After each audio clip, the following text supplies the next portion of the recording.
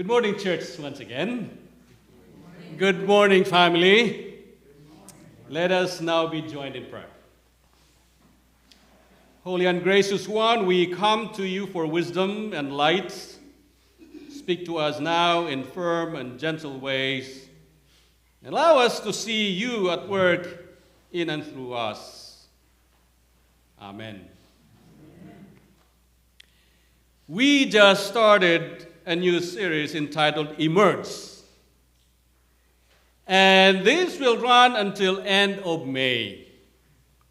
In the series, we are invited to reflect on how we can change, transform, evolve, and emerge to be better versions of ourselves, both individually and as a community. To emphasize those possibilities of transformation, you may have noticed the images of butterflies in our sanctuary. Thank you, members of the worship committee. The butterfly has been used as the symbol of the resurrection. Its symbolism is so rich and powerful, especially as we learn more of the life cycle of the monarch butterfly in particular. If I may quote the series introduction for this particular Sunday, it says, "The story of faith is not one of arrival, but of journey." The new butterfly's struggle to push out of its confines produces a fissure that cannot be undone. There is no going back. The journey to a new existence has commenced. The post-resurrection story of Jesus, opening the hearts of his fellow travelers along the road to Emmaus, invites us to be companions of the one who will open us into the light of a new day. End quote. Beautiful. That hopefully will give us some framework. We are called to be companions and sojourners of the Emmanuel, the risen one. And in that light, we are able to live out our life-giving purpose in the world, as I emphasized it in my message last Easter Sunday. While the concept of the resurrection is strange for some of us, mysterious as it is the very core of the Christian faith. Unless we are into the business of blind faith and loyalty, we just accept things without question or scrutiny. Our rational mind will always struggle to understand anything and everything there is. In that struggle, however, we realize our finitude, we realize our limits. Our minds can only go so far. But in matters of faith, one doesn't need to understand everything. In matters of faith, one doesn't need to understand everything. That doesn't mean, however, that faith can make us foolish, illogical, and unreasonable. When we believe, we accept the fact that there are mysteries in this thing we call human existence. Because we are in church, we are a people of faith, we are confronted with the mystery of the resurrection. But here is one thing worthy of our attention.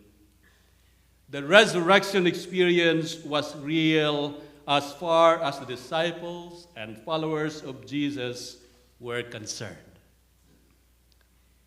Traumatized, fearful, and with hearts full of disbelief, they needed to hear that Jesus rose from the dead, that Jesus was alive as evidenced by his appearances here and there, eating with them, saying, "Peace be with you," and commissioning them into the world with the assurance that His presence will always go with them, always.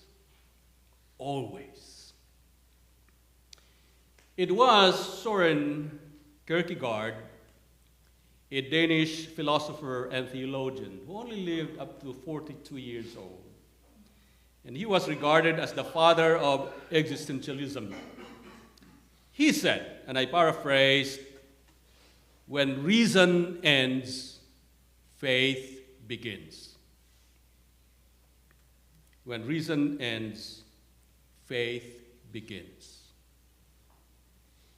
The author of the book of Hebrews started this 11th chapter by saying, faith is the assurance of things hoped for, the conviction of things not seen.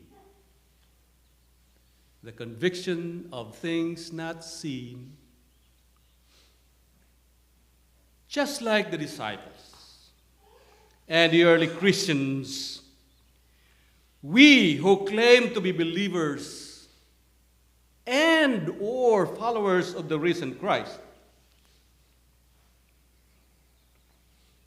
I kind of use and or so that you can choose which theological path you may put yourself. And or believers or followers and or followers of Christ or Jesus, we wrestle. We wrestle from trauma, fear, and disbelief. We call them darkness. In hope that somehow glimmers of light will finally break through, that from darkness we see the light of a new reality that is better, and such reality pushes us to move forward, not because we fully understand everything, simply because there is no going back. Life is a journey, and in that light, we are formed, deformed, and transformed.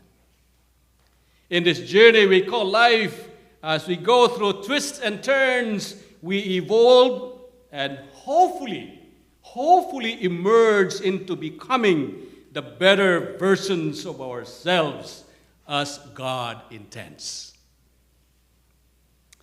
Hopefully, we will emerge into becoming the better versions of ourselves as God intends. Barbara and I had the opportunity to attend the NCNC Authorized Ministers Retreat early this week, as I mentioned earlier. It was a wonderful and spiritually interesting or refreshing experience for me personally. Thank you, church, for making it possible for me to attend. The resources you provide, I was able to. Thank you, Dave. As Barbara and I were preparing for our journey home, she asked me a favor. If we can just swing by that road along the beach up to Asilomar, the famous annual gathering venue that many of us know, I said, of course, by all means. So we started a different route and enjoyed the scenery, stopping here and there, and simply be mesmerized by the beauty of Mother Earth and reminiscing the wonderful experiences we have had in Asilomar all those years. After about 45 minutes of enjoyment, it was time to head home. We continued to talk and talk, and then I missed the turn. Instead of keeping on the right, I was on the left.